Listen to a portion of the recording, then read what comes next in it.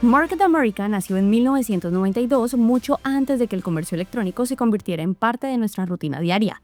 Hoy, más de 3 décadas después, compite en un mercado global dominado por gigantes digitales. Y cada año, a través de eventos como Leadership School, la compañía reúne a miles de emprendedores que buscan formación estratégica, mentalidad y crecimiento real. Le preguntamos a Loren cuál ha sido la decisión estratégica más difícil para mantenerse vigente, sin perder la esencia del modelo unfranchise que dio origen a todo. I think what's so important about staying relevant is that, and I've heard this, from friends. I'm fortunate to have friends who are incredible CEOs as well. I think the most important thing you can do to stay relevant is stay close to your people. And it's so critical. We're always looking for technology to become a solution. And while it's helpful, knowing what people want and need is the most important thing, because people will always need to have their needs filled. And so I think if you treat your customers the best, you will never lose. ¿Pero qué es exactamente Marc para quien le escucha este nombre por primera vez? Marc Ashley, presidente y COO de la compañía, nos lo explica. Okay, the company, how I would explain it is, we set up people as entrepreneurs. We have a blueprint for success that a lot of people want to be entrepreneurs, have their own business, but they don't know what to do. They don't know how to get started. We teach people to be small business entrepreneurs, show them how to start a business, and follow them through it every step of the way. We have a blueprint, and we set them up like small Amazon businesses. And so we set them up. They don't have to we do all of the backdoor work, the distribution, the R&D and everything, and we set them up for an online business, and all they have to do is be coachable. And that's what these people here have learned. And you have some people here who are millionaires, some people here are doing it to earn a second income, and now it's mushroomed to over 10 countries around the world.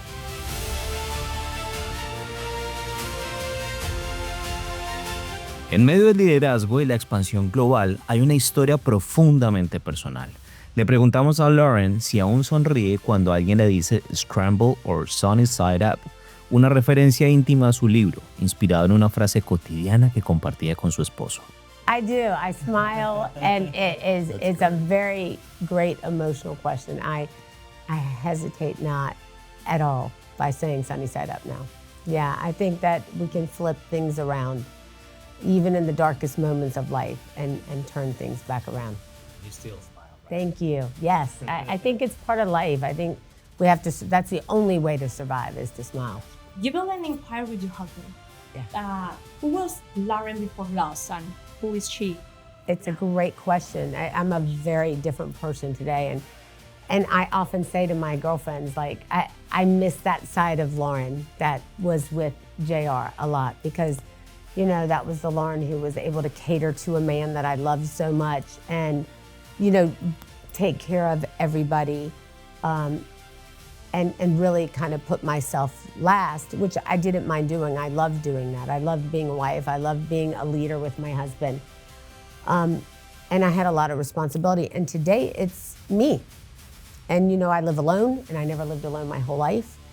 And there's this other side that you have to learn to love yourself.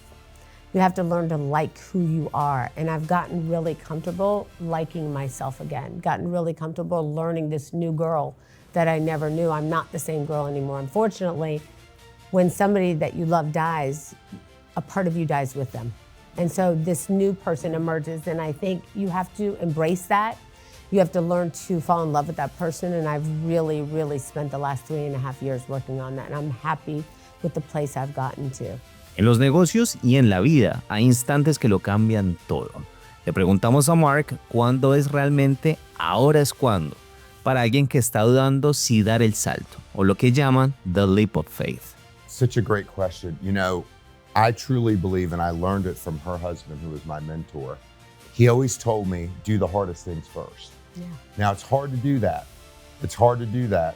What ends up happening is most people throughout the day, we do a lot of things, but we do a lot of things that don't move the needle. And it's just stuff, we do the easy stuff. Just do the easy stuff. And it's the stuff that's the hardest things, we don't do it that day. We do it the next day. And then the next day, we don't do it. We don't do it. We don't do it. And what do? It's still weighing on your mind, isn't it? It's still weighing on your mind. It's still, you did all these things, but you didn't do them the hardest thing. But then let me ask you a question. When you do that hardest thing, how does it make you feel after you do it?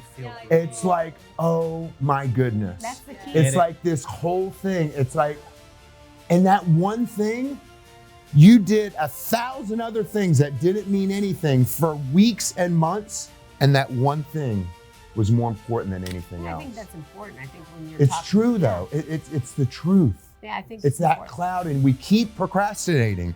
The next day. It's like, I gotta do it. And then once you do it, it's like all those little menial things, they're nothing. Y también el público está viendo una nueva faceta de Loren a través del reality The CEO Club de Prime, junto a grandes estrellas como Serena Williams y Thalía. Pero ¿por qué abrir su vida a las cámaras? I think it was about 2 years ago now, right? It was about 2 years. It was literally a year after my husband passed away that we started filming. So in 2023, I guess it was, right, that we started filming around then. Right. And it was a tough decision for me. It was more Marc really pushing me to do it. And in many ways, it has become very healing for me. I didn't realize how much I needed to do something that would fill the void in my life, because I was working nonstop. But even when you work nonstop and you lose somebody that you love, you don't sleep. So you have these extra hours that you need to fill with things. Yeah.